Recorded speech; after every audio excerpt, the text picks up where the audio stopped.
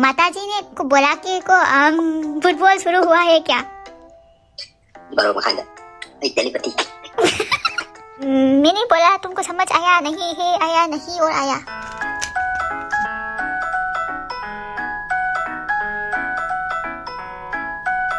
Hi everyone, welcome back to my channel. Ado मैं अपना शिकी video से I will be taking you through my busy days. अदुगा शिकी सिदा I did a lot of self study. अदुगा कहीं high कर रहा अदुगा high. और अदो मैं अपना शिकी video से हो मैं बता रहा से अदो कहीं कुमार सिंह संग शिना हान थिंग नबी बोल रही थी. Subscribe तो भी रमो, तो subscribe तो ट्रिप कहीं ना subscribe तो भी रमो, like शिना भी रमो. So let's start the video. सिगी वीडियो से दी सेल्फ स्टडी को महक तो बने ना इस ऑनलाइन क्लासेस को बया ओबद अदुदी क्या उत्तबने अदुगा सिगी सिदा के हाइगनी आइना क्लास को मयेंग बसे क्लास लोयर मतुंग अमुक रिवार्ड तौरगा आई पर्सनल नोट्स का सेमबदो अदुदुना अयाम्बो ओये हाइदी इसागी पर्सनल ओइबा नोट्स को सेमबदुना हेना आइगोंद नुंगाइ जबदो दुमाय ओइबा नोट सेमदबिदा पाबदो अदुमाइना ngamba मिदो अदुमक नते आइदि अदुदी इसागी पर्सनल नोट सेम होबदो अदुना हे नुंगाइ जाइए गनी मथेनो सिना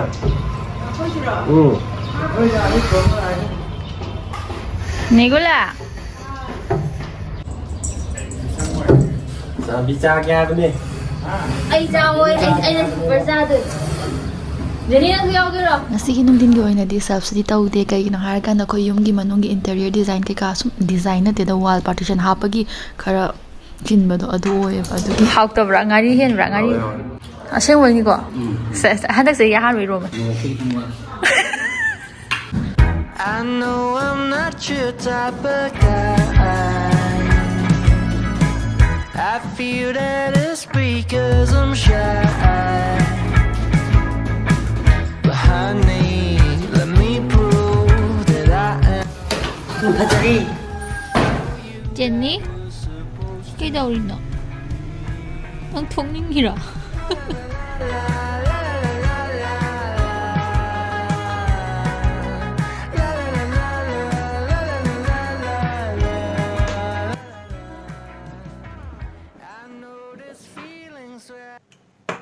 Howzik skincare to be rese. Isa na isina Ultra Nourishing Cream Auto Derm Cream ne Bioderma haiba brand adu dagi ne.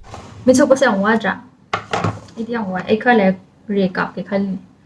Pag yapi gati khang. Noi ka pa ga yaw na di happy ro ni or noi khang ba kot pa layer gati. Bioderma gi pochai se pang magadi Bioderma 5 haiba ko cha use to ga dum lai bio ay makada link ta hapam ge.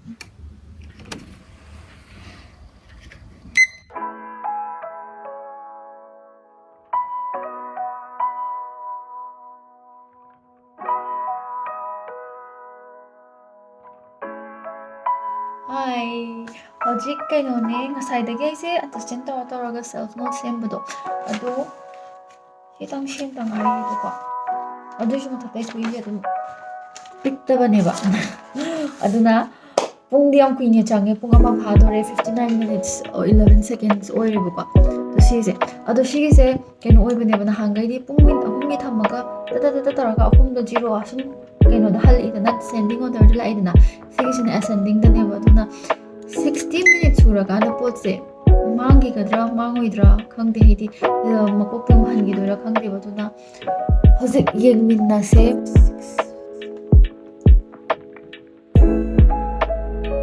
guys 100 la ka na ugi kasi 100 suba yeng si ko 100 ta ugi thing kasi 99 yorga na ay mo kano tora ke howzik time lapse mo tora se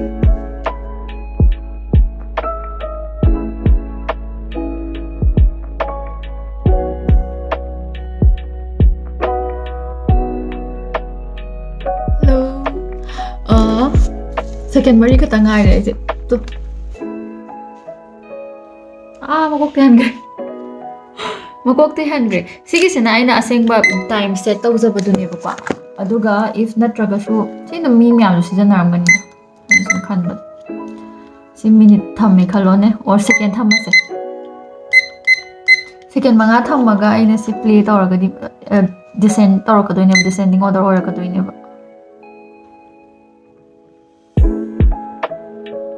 तो तुम आया हाँ क्यों देर आया बोलो ना मेरे को बहुत भूख लगी मम्मा मम्मा मेरे को बहुत भूख लगी तो मैं और नेगुला खाना खा लिया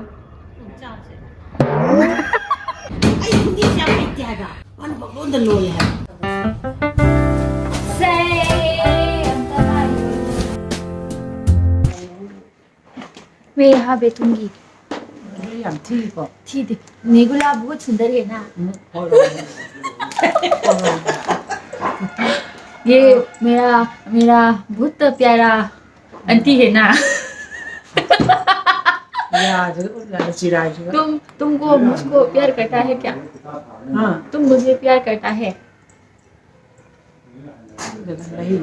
नहीं है प्यार Mama to lo lo. Hindi hay lo lo. Ay, te. Mama to lo lo. नेगुला ना आई नुंसी दे है करी para piara di jurang khani khani ꯑꯗꯨꯝ ꯆꯒꯠꯅꯕ ꯅꯨꯃꯤꯠꯇꯣ ꯑꯗꯨ ꯑꯣꯏ ꯑꯩꯁꯦ ꯉꯁꯤꯁꯦ ꯀꯩ ꯍꯥꯏꯅꯤ ꯍꯤꯟꯗꯤ ꯄꯪꯂꯣꯟꯗ ꯂꯣꯟꯅꯤꯡꯕꯗꯣ ꯍꯩꯒꯦꯔꯥ ꯍꯩꯔꯣꯏꯒꯦꯔꯥ ꯃꯌꯥꯝꯒꯤ ꯔꯤꯑꯦꯛꯁꯟꯗꯣ ꯌꯦꯡꯅꯤꯡꯕ ꯍꯤꯟꯗꯤ ꯈꯔ ꯂꯣꯟꯖꯅꯤꯡꯕꯗꯣ ꯑꯗꯨ ꯑꯣꯏ ꯍꯩꯁꯨ ꯍꯩꯇꯦꯀꯣ ꯍꯤꯟꯗꯤ ꯂꯣꯟꯕ ꯑꯗꯨꯒꯤ ꯑꯗꯨꯝ ꯂꯣꯟꯕ ꯁꯥꯟꯅꯕꯅꯦ ꯑꯌꯨꯛꯇꯩ ꯍꯧꯔꯒ ꯅꯨꯡꯗꯥꯡ ꯐꯥꯎꯕ ꯃꯈꯥ ꯇꯥꯔꯛꯈꯤꯅꯤ ꯌꯦꯡꯃꯤꯟꯅꯁꯤ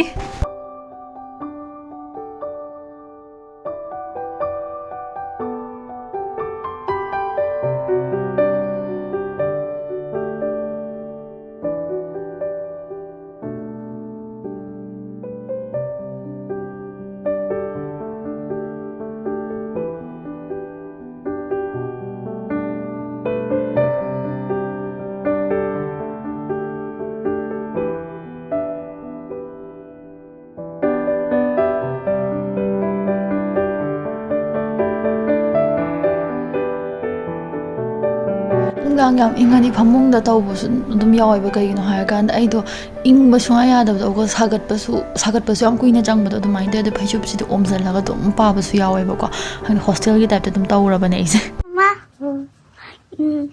तुम कैसा फील रहा है ये खुशी खुशी फील रहा है क्या या नहीं खुशी है क्या तुम मम्मा क्या छो कल सुबह को हमको ना हिंदी बोलेगा क्या हाँ तुम तो मैंने बोला तुमको समझ आया नहीं है आया नहीं और आया तुम आया नहीं आया तुम आया नहीं आया मेरा हिंदी आया नहीं आया हिंदी तो अजीब से लग गया है यहाँ देखो तुम्हारा आईज ओपन करो ना हिंदी आया नहीं आया मेरा हिंदी सुंदर है या नहीं सुंदर हाँ बोलो मेरा नहीं सुंदर क्यों नहीं सुंदर तुमने मुझको मेरे को छोटा बच्चा में तुमने हिंदी नहीं पढ़ाया हाँ बोल हो रहा है बोल शुरू हुआ है क्या कुछ बिहारी है तुमको ना हिंदी में बोलना है ना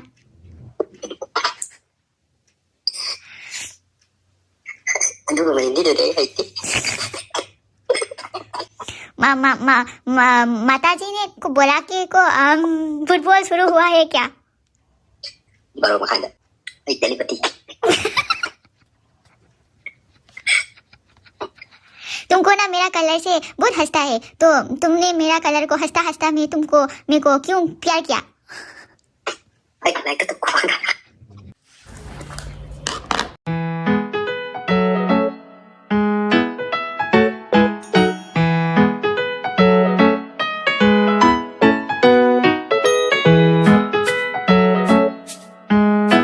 Jenny ke matu nga nga Warau brown oi na zap tu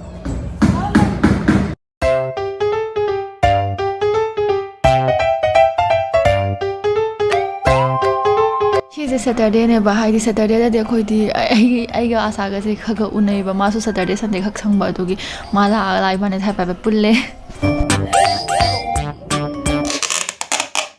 ꯑꯩꯁꯦ ꯉꯁꯤꯗꯤ ꯅꯨꯡꯗꯥꯡꯁꯦ ꯀ꯭ꯂꯥꯁ ꯌꯥꯝ ꯂꯩꯌꯦꯕ ꯄꯨꯡ 8ꯗ ꯀ꯭ꯂꯥꯁ ꯑꯃ ꯂꯩꯔꯦ ꯄꯨꯡ 9ꯗ ꯀ꯭ꯂꯥꯁ ꯑꯃ ꯂꯩꯔꯦ ꯄꯨꯡ 10ꯗ ꯀ꯭ꯂꯥꯁ ꯑꯃ ꯂꯩꯔꯦ ꯑꯗ ꯍꯧꯖꯤꯛ ꯃꯔꯛꯁꯦ ꯍꯥꯏꯐꯦꯠ ꯌꯦꯡꯒꯦ ꯇꯧꯅꯦ ꯌꯥꯝꯗꯤ ꯄꯥꯕ ꯉꯝꯃꯔꯣꯏ ꯍꯧꯖꯤꯛ ꯀ꯭ꯂꯥꯁꯇꯣ ꯌꯥꯎꯍꯧꯗ꯭ꯔꯗꯤ ꯅꯨꯡꯉꯥꯏꯇꯦꯗꯅ only 45 minutesꯅꯦ 45 minutes ꯑꯩ ꯍꯧꯖꯤꯛ ꯄꯨꯡ 10ꯗ ꯀ꯭ꯂꯥꯁ ꯂꯣꯏꯗ ꯉꯥꯏꯔꯤꯕꯀꯣ ꯑꯗꯨꯒꯤ ꯂꯩꯔꯤꯁꯦ ꯑꯩ ꯄꯨꯡ ꯑꯃꯃꯨꯛ ꯈꯛ ꯃꯤꯉꯣꯟꯗ ꯂꯩꯔꯤꯁꯦ ꯑꯗꯨꯕꯨ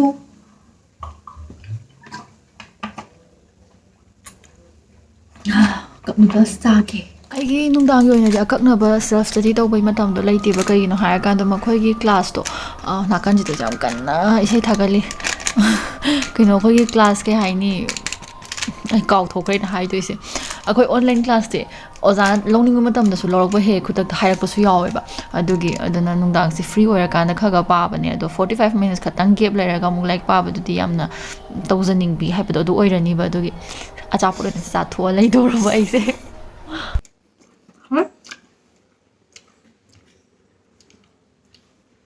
ꯍꯧꯖꯤꯛꯀꯥꯟ ꯀꯥꯡꯍꯧ ꯕꯣꯔꯥ ꯌꯥꯝ ꯆꯥꯅꯤꯡꯉꯦ ꯇꯧꯕ꯭ꯔꯥ ꯑꯃ ꯆꯥꯏ ꯀꯥꯟꯗ ꯑꯃ ꯅꯤꯡꯁꯤꯡꯕꯁꯦ ꯑꯩꯈꯣꯏ ꯃꯥꯅ ꯌꯥꯝ ꯐꯠꯇꯦ ꯍꯥꯏꯗꯨꯁꯨ ꯅꯤꯡꯁꯤꯡꯉꯦ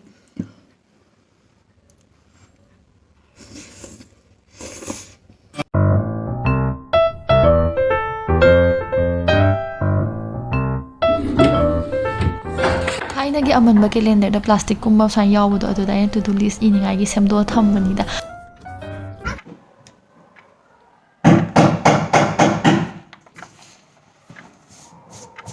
ꯉꯁꯤꯗꯤ ꯁꯟꯗꯦꯅꯤꯅ ꯀ꯭ꯂꯥꯁꯦꯁ ꯑꯌꯥꯝꯕ ꯂꯣꯏꯅꯃꯛ ꯑꯣꯐ ꯑꯣꯏꯌꯦ ꯑꯗꯨꯒꯤ ꯁꯦꯜꯐ ꯁ꯭ꯇꯗꯤ ꯇꯧꯕꯒꯤ ꯃꯇꯝ ꯌꯥꯝꯅ ꯐꯪꯕꯗꯣ ꯑꯗꯨ ꯑꯣꯏꯌꯦ ꯑꯗꯣ ꯍꯣꯁꯇꯦꯜꯒꯨꯝꯕꯗ ꯂꯩꯔꯀꯥꯟꯗꯗꯤ ꯑꯩꯗꯤ ꯑꯦꯝ ꯌꯨꯒꯤ ꯂꯥꯏꯕ꯭ꯔꯦꯔꯤꯒꯨꯝꯕꯗ ꯆꯠꯄꯒꯤ ꯃꯇꯝꯒꯨꯝꯕ ꯌꯥꯝ ꯐꯪꯕꯗꯣ ꯑꯗꯨꯃꯥꯏꯅ ꯑꯣꯏꯗꯅ ꯁꯤꯗꯒꯤ ꯍꯣꯁꯇꯦꯜ ꯇꯥꯅ ꯍꯥꯏꯁꯤꯅꯤ ꯑꯦꯝ ꯌꯨ ꯇꯥꯅ ꯆꯠꯂꯒ ꯂꯥꯏꯕ꯭ꯔꯦꯔꯤꯗ ꯄꯥꯕ ꯈꯣꯠꯄꯗꯣ ꯑꯗꯨꯗꯣ ꯌꯥꯝ ꯇꯟꯕꯗꯣ ꯑꯩꯁꯦ ꯆꯠꯇꯤ ꯌꯥꯝ ꯆꯠꯅꯤꯡꯉꯦ ꯂꯥꯏꯕ꯭ꯔꯦꯔꯤꯒꯤ ꯑꯦꯟꯚꯥꯏꯔꯟꯃꯦꯟꯗꯣ ꯌꯥꯝ ꯄꯥꯝꯃꯦ ꯑꯗꯨꯕꯨ ꯁꯤꯗꯒꯤ ꯆꯠꯄꯗꯣ ꯑꯩ ꯊꯣꯛꯄ ꯌꯥꯝ ꯇꯜꯂꯦꯕꯀꯣ ꯑꯗꯣ ꯈꯪꯍꯧꯗꯅ ꯉꯁꯤ ꯑꯩꯒꯤ ꯍꯣꯁꯇꯦꯜꯒꯤ ꯔꯨꯝꯃꯦꯠꯇꯣ ꯃꯥꯁꯨ ꯂꯥꯛꯑꯦ ꯁꯔꯄ꯭ꯔꯥꯏꯁ ꯚꯤꯖꯤꯠ ꯑꯣꯏꯅ ꯉꯔꯥꯡ ꯑꯩꯅ ꯀꯥꯡꯍꯧ ꯕꯣꯔꯥ ꯆꯥꯅꯤꯡꯉꯦ ꯍꯥꯏꯗꯅ ꯑꯗꯣ ꯃꯥ ꯂꯥꯛꯄꯅꯤꯅ ꯀꯥꯡꯍꯧ ꯕꯣꯔꯥ ꯑꯗꯨꯒ ꯃꯤꯃꯤ ꯁꯤꯡꯖꯨꯁꯨ ꯄ꯭ꯂꯁ ꯇꯧꯁꯜꯂꯦ ꯑꯗꯨꯒ ꯆꯥꯃꯤꯟꯅꯔꯦ ꯆꯥꯛ ꯀꯩꯀꯥ ꯑꯗꯨꯒ ꯏꯕꯥꯅꯤ ꯍꯥꯏꯐꯦꯠꯇꯪ ꯃꯇꯝ ꯁ꯭ꯄꯦꯟ ꯇꯧꯃꯤꯟꯅꯩꯌꯦ ꯑꯩ ꯀꯩꯅꯣ ꯚꯥꯏ ꯀꯣꯛꯁꯦ ꯌꯥꯝ ꯅꯣꯏ